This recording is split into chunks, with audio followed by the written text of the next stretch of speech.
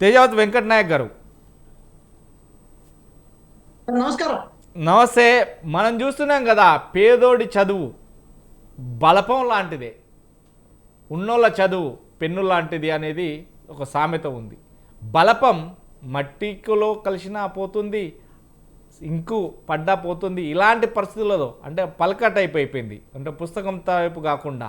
అంటే పేదవాడికి చదువు కోలేమా అంటే కాదు కాదు, చదువుకున్నా కానీ చదువు కొనలేము అనే పరిస్థితులలో మారుతుంది.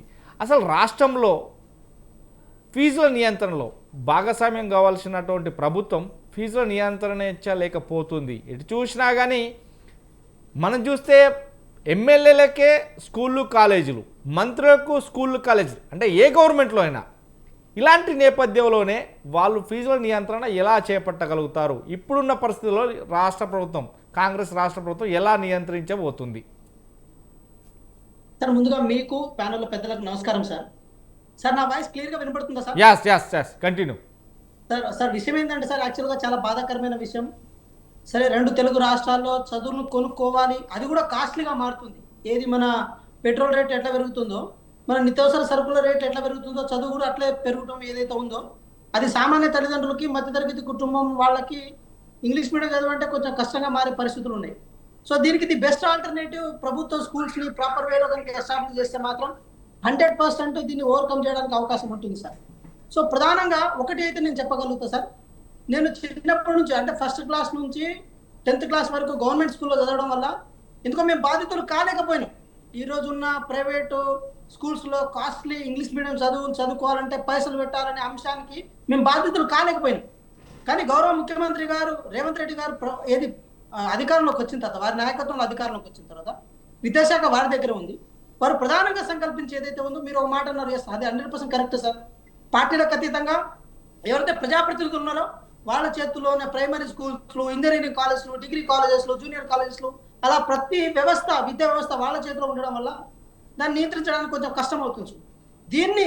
దీన్ని ఓవర్కమ్ చేయాలంటే ఒకటే ఒక మార్గం సార్, ప్రభుత్వ విద్యాలయాల్ని క్వాంటిటేటివ్ వేలో, క్వాలిటేటివ్ వేలో కనుక డెవలప్ చేస్తే మాత్రం 100% ప్రైవేట్ స్కూల్స్కి ఆల్టర్నేటివ్ ఇవ్వడానికి అవకాశం ఉంటుంది.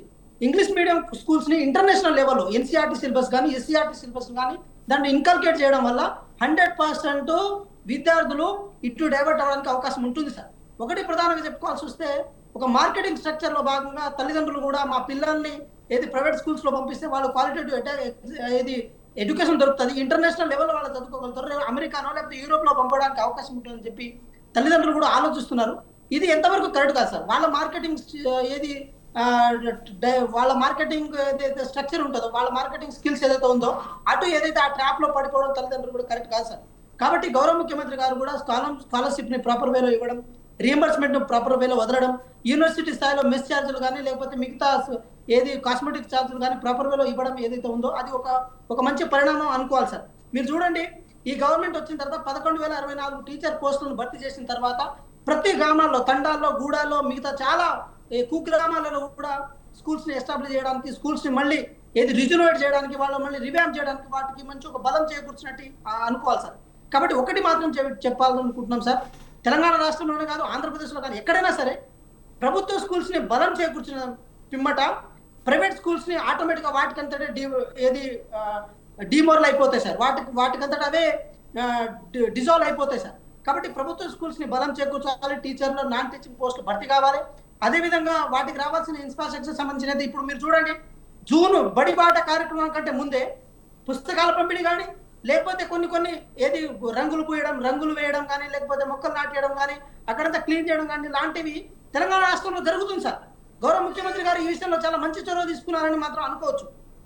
ఇలాంటి సిచ్యువేషన్ త్వరితగతిన చేయడం వల్ల ఇప్పటికిప్పుడు ఏదో మార్పు వస్తుంది అనుకోలేం, కానీ మార్పు అనేది మాత్రం దానికి ఒక బాట వేసినట్టు మాత్రం అయితే సార్, దానికి గౌరవ ముఖ్యమంత్రి గారు వేస్తున్నారు. అదేవిధంగా ఒకటి మాత్రం చెప్పదలుచుకున్నాం, కేజీ టు పీజీ ఉచిత విద్య పేరుతో గత గవర్నమెంట్ ఏదైతే మోసం చేసిందో అలాంటి వాటిని బ్రేక్ చేయాలంటే 100% క్వాలిటేటివ్ ఎడ్యుకేషన్తో పాటు విద్యారంగానికి కొంచెం బడ్జెట్ ఎక్కువ కేటాయించాల్సిన అవసరం ఉంది. ఈ గవర్నమెంట్ కూడా, కాంగ్రెస్ గవర్నమెంట్ కూడా, మా ప్రభుత్వం ఏదైతే ఉందో గౌరవ ముఖ్యమంత్రి గారి ఆధ్వర్యంలో నెక్స్ట్ రాబోయే బడ్జెట్లో కొంచెం బడ్జెట్ ఎక్కువ కేటాయింపులు జరగాలి. దాంతోపాటు ప్రొఫెసర్స్, దాంతోపాటు లెక్చరర్స్, దాంతోపాటు టీచర్స్, ఈ 3 సెక్షన్ ఏదైతే రిక్రూట్మెంట్ ప్రాసెస్ ఉందో దాన్ని త్వరితగతిన భర్తీ చేయాలి. అది ఆవశ్యకత ఉంది, అది ప్రభుత్వం చేయబోతుంది, క్వాలిటేటివ్ గా చేయబోతుంది. దీని విషయంలో విద్యార్థి సంఘాల సలహాలు సూచనలు కానీ, మేధావుల సలహాలు సూచనలు కానీ తీసుకోవడానికి గవర్నమెంట్ ఇప్పటివరకు సిద్ధంగా ఉంది. అదే ఒక మాట నేను కంక్లూడ్ చేస్తే సార్, మొన్న ఏదైతే ఢిల్లీలో సభ జరిగిందో అక్కడ రాహుల్ గాంధీ గారు కూడా ఇంగ్లీష్ విద్యను ప్రమోట్ చేయాలి, ఇంగ్లీష్ విద్య ద్వారానే ఈ దేశంలో మార్పు తీసుకురావచ్చు అని చెప్పి గౌరవ రాహుల్ గాంధీ గారు చెప్పుంటే ఆ దిశానిర్దేశంతోనే రేవంత్ రెడ్డి గారు కూడా పనిచేస్తారని చెప్పి మేము భావిస్తున్నాము. ఇంగ్లీష్ మీడియం విద్యను నెక్స్ట్ రాబోయే అకాడమిక్ ఇయర్ లో మేము ఇంకా స్ట్రెంథన్ చేయడానికి సిద్ధంగా ఉన్నాం సార్. రైట్.